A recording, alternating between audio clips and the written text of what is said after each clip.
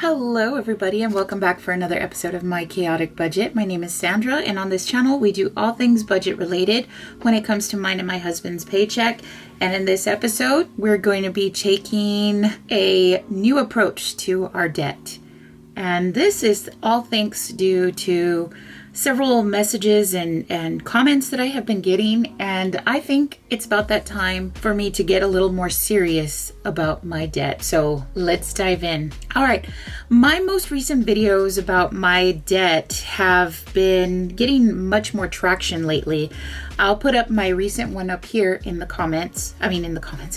I'll put one of my most recent debt updates up here in the cards.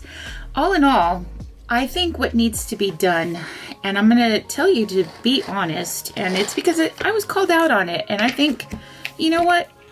Good. That is what we're here for, right? Is to be held accountable and to try our best to get this taken care of. So, but my most recent debt update, I did say how everything was pardon my approach to this, but everything was going to shit because I wasn't paying my debt correctly. And as difficult as that may be, and I might be opening a Pandora's box to an infiltration of comments, but I think what I'm going to end up doing is not sharing this anymore. And the reason why I'm not going to share this anymore is because now I'm going to have a different plan and a different approach and a different attack. And I think that can be appreciated. So that'll be the last time that you see my debt in that format. When March 2nd comes around and I do my next debt update, this is the format in which you will see it. Of course, it's going to look different. So right now, let's go ahead and let's talk about this, because the best way to approach your debt is to have a plan. And I did have a plan, but I just didn't have it laid out. And I think that's what I was getting called out on. It's like, you don't really have a plan. So how are you going to get this done? Okay, so yeah, I'm sorry, I got distracted. But basically, I'm being called out because I don't have a plan. And that is true. And I think I've just been throwing blindly payments without having an actual plan to it. So now we're going to have a plan, but you're not going to be seeing all of the debts anymore, because I think that's why I never showed them all in the first place, was because it's so overwhelming. And then I approach it with a chaotic approach, which of course that's my life. And I need to have some sort of control here. So my current debt snowball is $200 from previous bills that I paid off. So I have $200 that I give every month extra. And lately I've just been putting it to wherever the debt falls. If it's on Amazon, if it's on Target, if it's on US Bank, etc. Not anymore. Now it's going to have a plan. And if the debt snowball falls before the payment is due for that one that I'm trying to attack, then I need to put it aside. I cannot leave it in the bank because I know that I will use it, and I need to have more discipline on that. Also, extra payments. I always give $30 every paycheck, so it's usually 3 paychecks a month, so I know I always have that. Okay, so I'm planning to pay off Sephora within the next 2 weeks. This should be paid off, and right now its minimum payment is $30. So it was a very small purchase that I made, and I didn't have the funds, and I said, well, I'll pay it off in 2 months anyway. Here we are, I'm paying it off, but now that I spent that money, now it's going to be added towards my debt snowball. I should not have put it on credit, but because I did, now I need to put it over here. Then of course, I'm going to be paying off Amazon with my income tax.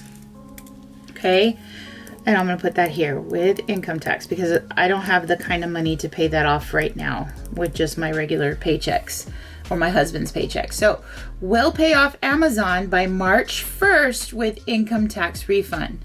And our minimum payment for Amazon is $30. So if you can take a look here, that's already $200 for the debt snowball, $90 or so for the current extra payment, $30 minimum payment for Sephora, $30 minimum payment for Amazon. So then here is the plan. Hubby will pay off his debts with his bonus. And let's go ahead and put that here. He should be getting his bonus by the end of February, if not the early start of March. And it will free up $142 when he pays off his debts. So, if we take a look here, the current debt snowball, the extra payments, what we're going to get back for Sephora, what we're going to have already that's going towards Amazon, plus the 142, check this out. My new debt snowball by March 1st should be $200, which is our current debt snowball, plus $30 from the Sephora that will no longer be due, $30 for the Amazon, which will no longer be due because it will be paid off, $142 from hubby, as you all know, I'm telling you that he's going to be paying off his debts, and then plus the $90 in extra payments. If so, this becomes $492. TJ Maxx will be paid off by May 1st. So I should be approaching TJ Maxx and get it done and get it out of the way because it is accruing interest. I need to get rid of it. And my commenter called me out on it. And that's what I'm going to do now. So boom, we're going to hit it. Okay, then by May 1st, $30 then will be added to the debt snowball and it will become $522. So look at the way that we have this here at the end. So then we will attack the target balance and this should be paid off by July 25th.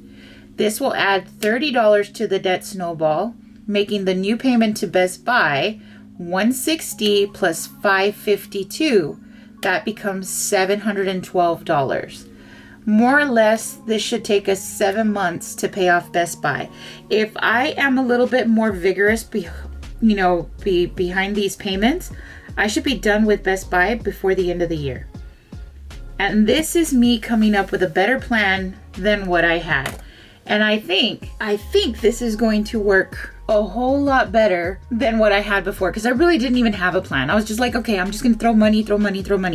No. And I got called out for it. And I want to say that that's what I appreciate about YouTube is we are all on this journey and several of us have been following other people's journeys that we have learned what works and what doesn't work. And I feel like I can tackle 1, 2, 3, 4 debts, not including my husband's, but 4 debts by the end of December 2025. I didn't even think it would be possible, but having this plan right here in front of me right now, using the debt snowball method, it's going to make it happen. And I think we just have to have that fire under our belly in order to get us moving. And that's what happened. That is what happened. And you know what? If I start to veer off, then I need to be called out again. And so this is good. Okay? I am one of those persons that when I start to get nervous or I start to get scared or worried about something, I like to decorate with washi tape. And I feel like I'm going to use this owl because I think this was very wise. This was very wise for my viewer to call me out. And as much as I may have been hurt by being called out, I needed it. Now, that does not mean that I should be told this is what you should do or you're not doing it right or you know what I mean? Like it doesn't mean that I need to have negative comments. I understand I was falling off and I was doing it wrong. Okay, then guide me how to do it right. And that's what happened here. So this is what we're going to do. You will not see the progress of the other debts. The other debts are going to stay clear from my focus, from my line of sight. I am just going to focus here. And that's why on this page, you will only see 4 of my debts. That is it. This is the new plan for 2025. Whatever happens outside of this will start in 2026. That way I can focus on this and I don't have to worry about anything else. And I don't have to be worried about how I share that or feel bad about how it's going because I will be focused on this. And that's it. That's all there is to it. Oh my gosh, I feel energized. I feel good. So let's get it done. All right, guys, I gotta go. I'll talk to y'all later. Bye.